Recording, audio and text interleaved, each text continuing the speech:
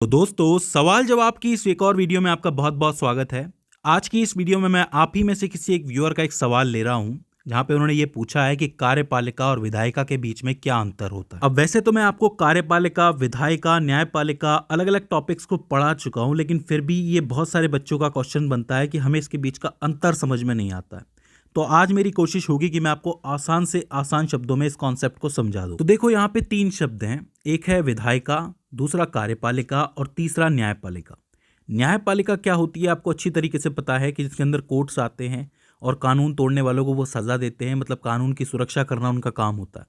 तो एक बार के लिए इसको हटा देते हैं। जब आप बात करते हो विधायिका की, तो देखो इसके नाम में लिखा हुआ है विधायिका, यानी कि विधि बनाने का कार्य जहां होता है उसे विधायिका कहते हैं, मतलब कानून बनाने का कार्य जो होता है।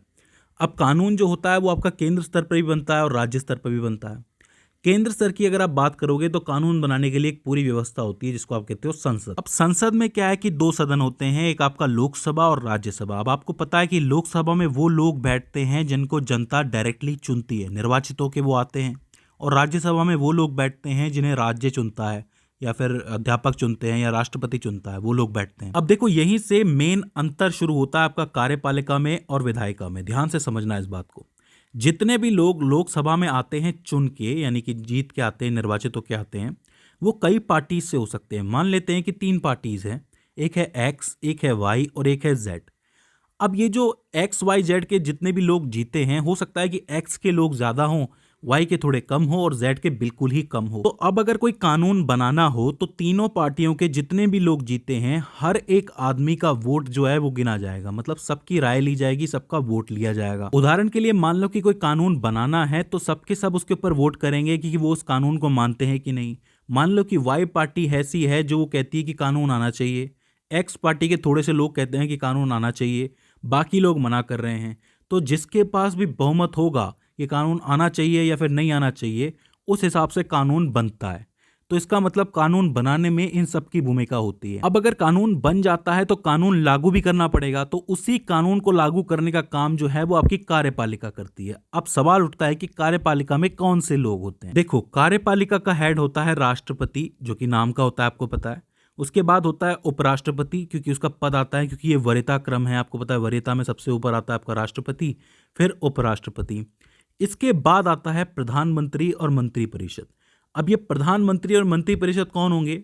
एक्स पार्टी के लोग होंगे। क्यों? क्योंकि एक्स पार्टी के लोग सबसे ज्यादा हैं। जिस भी पार्टी के पास बहुमत होता है उसी की सरकार बनती है। तो ये एक्स पार्टी की सरकार है, इसी का मंत्रिपरिषद बनेगा और इसी का प्रधानमंत्री बनेगा। तो अब मंत्रिपरिषद और प्रधानमंत्री की ये जिम्मेदारी है कि जो कानून बना है उसको लागू किया जाए, मतलब उसको कार्यकारी बनाया जाए। अब मान लो कि कोई कानून बनाया है स्वास्थ्य से रिलेटेड, यानी कि स्वास्थ्य से संबंधित कोई कानून बनाया गया है, तो उसको लागू करना है। तो ये जिम्मेदारी किसको दी जाएगी? इस सरकार की या फिर इस मंत्रिपरिषद के स्वास्थ्य मंत्री को दी जाएगी जिम्मेदारी। आपको पता है कैबिनेट मिनिस्टर्स होते हैं, स्वास्थ्य मंत्री होता है, रेलवे परिवहन मंत्री होता है, कृषि मंत्री होता है, इस तरीके से बहुत सारे कैबिनेट मिनिस्टर होते हैं। तो जिस भी मंत्री के पास स्वास्थ्य मंत्रालय होगा वो इस कानून को पूरे देश में लागू करेगा, तो वो कार्यपालिका की तरह कार्य करेगा। फिर उस कानून को अगर कोई तोड़ता है तो उसको सजा कौन देगा? न्यायपालिका देगी। अब होता यह है कि इस स्वास्थ्य मंत्री की मदद के लिए भी बहुत से मंत्री होते हैं, मतलब कैबिनेट मिनिस्टर के अलावा और भी मंत्री होते हैं, आपको पता है, जैसे कि राज्य मंत्री हो गए, उप मंत्री हो गए। ये सारे मंत्री क्या करते हैं? साथ देते हैं कि किस तरीके से इस कानून को लागू किया जाए। सबको अपना अपना काम सौंपा जाता है। फिर यही चीज राज्य के स्तर पे भी होती है। राज्य के स्तर पे भी एक विधायिका होती है जिसको आप कहते हो विधानसभा, और एक आपकी कार्यपालिका होती है जिसको आप कहते हो विधानसभा का मंत्रिपरिषद, जो मतलब सीएम की सरकार होती है, सीएम का मंत्रिपरिषद होता है। केंद्र के स्तर पे पीएम का मंत्रिपरिषद और राज्य के स्तर पे सीएम का मंत्रिपरिषद। तो इस तरीके से आपकी कार्यपालिका कार्य करती है। अच्छा, एक चीज आपको याद रखनी है कि कार्यपालिका में भी 2 तरीके की कार्यपालिका होती है। एक होती है आपकी स्थायी कार्यपालिका और एक होती है आपकी अस्थायी कार्यपालिका। स्थायी कार्यपालिका वो होती है जिसके अंदर ऑफिसर्स आते हैं, मतलब ये काम सिर्फ मंत्रियों का नहीं होता है कि कानून लागू करना है।